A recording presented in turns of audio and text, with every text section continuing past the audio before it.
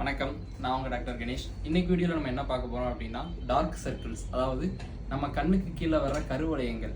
இது எதனாலலாம் வரும், யாருக்கெல்லாம் வரும், இது வர்றதுனால ஏதாவது பிரச்சனைகள் இருக்கா, இல்லை வேற ஏதாவது பிரச்சனைகள்னால இது வருமா அப்படிங்கிறத பார்ப்போம். முதல் காரணம் வயசு. அதாவது நமக்கு வயசு கொஞ்சம் கொஞ்சம் கூட்டிகிட்டே போக என்ன ஆகும்னு பார்த்தீங்கன்னா, நம்ம கண்ணுக்கு, அதாவது நம்ம முகத்துல நம்ம கண்ணுக்கு கீழே இருக்க தோள்கள் அதிலெல்லாம் சுருக்கம் ஏற்படும். அதாவது ஸ்கின்லாம் லூஸ் ஆக ஆரம்பிக்கும். அந்த சுருக்கம் ஏற்படும் போது என்ன ஆகும்னு பார்த்தீங்கன்னா, ஸ்கின்லாம் வந்து ரொம்ப தின்னாகும். அப்படி தின்னாகும் போது நம்ம முகத்துல கண்ணுக்கு கீழே பின்னாடி இருக்கிற அந்த ரத்த குழாய்கள்லாம் நமக்கு கொஞ்சம் கொஞ்சம் அப்படியே தெரிய ஆரம்பிக்கும் போது அந்த ரத்த குழாய்கள் தான் நமக்கு வந்து அந்த டார்க் சர்க்கிள்ஸ், அதாவது கருவளையங்களா தெரிய ஆரம்பிக்கும். வேற என்னென்ன காரணங்கள்லாம் இருக்கு அப்படின்னு பாத்தீங்கன்னா, அலர்ஜி. அதாவது நமக்கு அலர்ஜி ஏற்பட்டு நம்ம அதிகமா கண்ணை கசிக்கிட்டே இருக்கிறதுனால, அதனாலையும் இந்த தோல் பிரச்சனைகள்னாலையும் இது வரலாம்.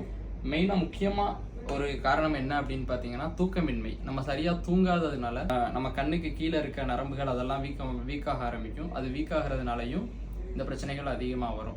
ஓகே, இது இப்போ யாருக்கெல்லாம் வரும்னு பார்த்தீங்கன்னா, எல்லாருக்கும் வருங்க. எல்லா ஸ்கின் கலரில் இருக்கவங்களுக்கும் வரும், ஆண் பெண் இரு பாலருக்கும் வரும், எந்த வயசில் இருக்கவங்களுக்குமே இது வரலாம். இதில் ஒரு நல்ல விஷயம் என்னன்னு பார்த்தீங்கன்னா, இதுக்கு வந்து நம்ம மெயினாக முக்கியத்துவம் கொடுக்க அவசியம் இல்லை. சரி பண்ண என்னெல்லாம் பண்ணலாம் அப்படின்னு பார்த்தீங்கன்னா, ஃபர்ஸ்ட் விஷயம் நல்லா தண்ணி குடிக்கணும். ஏன்னா டீஹைட்ரேஷன்னாலையும் இது வர்றதுக்கான வாய்ப்புகள் அதிகம்.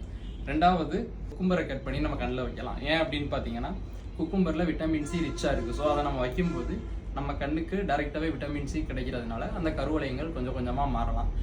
கோல்டு டீ பேக்ஸ் வைக்கலாம். எதனால டீ பேக்ஸ் வைக்கலாம் அப்படின்னு சொல்கிறேன் அப்படின்னு பார்த்தீங்கன்னா, அதில் ஆன்டி ஆக்சிடென்ட்ஸ் ரொம்ப ரிச்சாக இருக்கும், அண்ட் கஃபைன் கண்டென்ட்டும் இருக்கும்.